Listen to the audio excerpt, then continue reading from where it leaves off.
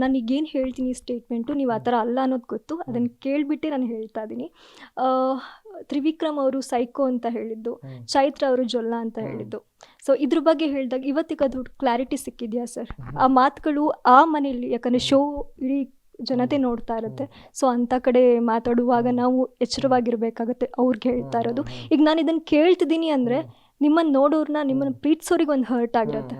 ಹಾಗಾಗಿ ಕೇಳ್ತಾ ಇದ್ದೀನಿ. ಆ್ಯಕ್ಚುಲಿ ತ್ರಿವಿಕ್ರಮ್ ಸೈಕೋ ಅಂತ ಹೇಳಿದ್ದು ನನ್ನ ವಿಚಾರಕ್ಕಲ್ಲ, ಬೇರೆಯವ್ರ ವಿಚಾರಕ್ಕೆ, ಮೋಕ್ಷಿತ್ ಅವ್ರ ವಿಚಾರಕ್ಕೆ. ಆ್ಯಂಡ್ ಆ ಒಂದು ಪದ ಚೈತ್ರ ಹೇಳಿದ್ದಾರೆ ಅಂತ ತ್ರಿವಿಕ್ರಮ್ ಯಾವಾಗ ಹೇಳಿದ್ರು, ಹೌದು ಸಹಜವಾಗಿ ಆ ಮೂಮೆಂಟಿಗೆ ನನಗೆ ಹರ್ಟ್ ಆಯಿತು. ಹೌದಾ ಹೇಳಿರ್ತಾರ, ಬಟ್ ನಿಧಾನವಾಗಿ ನಾನು ಹೊರಗಡೆ ಬಂದು ನನಗೆ ಯಾವಾಗ ನನಗೆ ಇದ್ರ ಬಗ್ಗೆ ಕ್ಲಾರಿಟಿ ಬೇಕು, ನನಗೆ ತೋರಿಸಿ ಅಂತ ನಾನು ಕೇಳಿದ್ದು ಯಾವ ವಿಚಾರಕ್ಕೆ ಅಂದರೆ, ನನಗೆ ಅಲ್ಲೆಲ್ಲೋ ಅನ್ನಿಸೋಕ್ಕೆ ಶುರುವಾಯಿತು, ಚೈತ್ರನ್ ಬಾಯಲ್ಲಿ ಈ ಥರ ಮಾತು ಬರೋಕ್ಕೆ ಸಾಧ್ಯ ಇಲ್ಲ. ಹೌದು, ನಾನಲ್ಲೂ ನನಗೆ ಅನ್ಸೋಕ್ಕೆ ಶುರುವಾಯಿತು, ಚೈತ್ರ ಈ ಥರ ಮಾತಾಡೋದಕ್ಕೆ ಸಾಧ್ಯನೇ ಇಲ್ಲ. ತ್ರಿವಿಕ್ರಮ್ ಹೇಳ್ತಾ ಇದ್ದಾನೆ.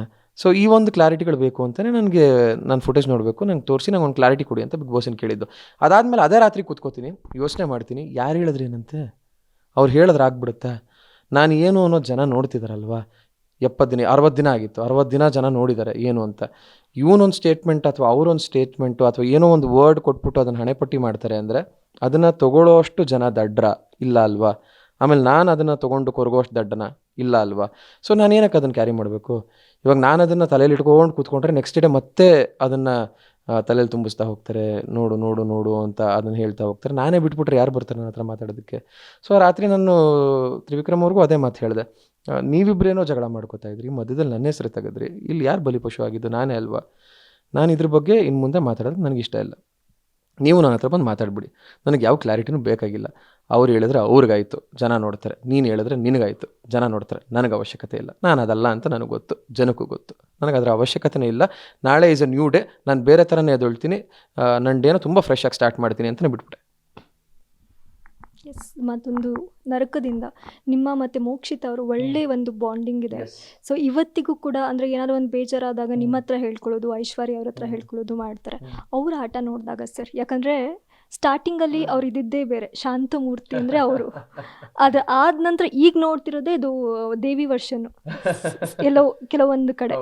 ಸೊ ಏನು ಅನಿಸುತ್ತೆ ಸರ್ ಅವರ ಆಟ ನೋಡಿದಾಗ? ನೀವೇ ಹೇಳ್ದಂಗೆ ದೇವಿಯಲ್ಲಿ ಪ್ರತಿಯೊಂದು ರೂಪನೂ ಇರುತ್ತೆ. ಕಾಳಿಯಾಗೂ ಇರ್ತಾಳೆ, ಶಾಂತ ಪಾರ್ವತಿಯಾಗೂ ಇರ್ತಾಳೆ. ಸೊ ಎಲ್ಲ ಗುಣಗಳು ಮೋಕ್ಷಿತಲ್ಲಿದೆ.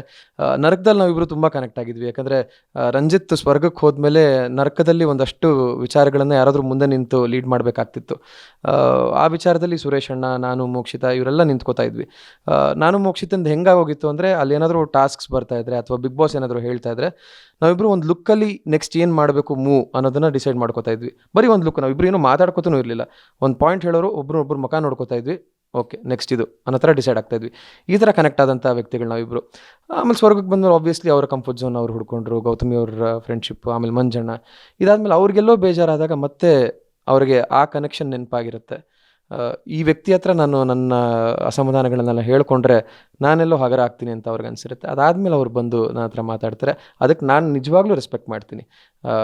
ಹೌದು, ಒಬ್ರು ಯಾರಾದರೂ ಏನಾದರೂ ಹೇಳ್ಕೋಬೇಕು, ತೋಡ್ಕೋಬೇಕು ಅಂದಾಗ ಅದನ್ನು ಕೇಳಿಸ್ಕೊಳ್ಳೋ ಗುಣ ನಂದು. I am a very good listener. ನಾನು ಕೇಳಿಸ್ಕೊಂಡು ಅವ್ರಿಗೆ ಆದಷ್ಟು ಸಮಾಧಾನ ಮಾಡೋ ಪ್ರಯತ್ನ ಮಾಡಿರ್ತೀನಿ. ಅದಕ್ಕೆ ಮೇಲೆ ಅವರಿಗೆ ತುಂಬ ಕ್ಲಾರಿಟಿ ಅನ್ನೋದು ಅವ್ರಿಗೆ ಸಿಗ್ತಾ ಹೋಗುತ್ತೆ. ಸೊ ಅದಾದಮೇಲೆ ಅವ್ರ ಆಟ ತುಂಬ ಚೇಂಜ್ ಆಗ್ತಾ ಹೋಗುತ್ತೆ. ಗುಂಪಲ್ಲಿದ್ದಂಥ ಮೋಕ್ಷಿತ ಇಂಡಿವಿಜುವಲ್ ಆಗಿ ಆಡೋಕ್ಕೆ ಶುರು ಮಾಡ್ತಾರೆ. ಸೊ ಆ ಇಂಡಿವಿಜುವಾಲಿಟಿ ಅವ್ರಿಗೆ ಸಿಕ್ಕಿದ್ದು ನನಗೆ ತುಂಬ ಖುಷಿ ಇದೆ.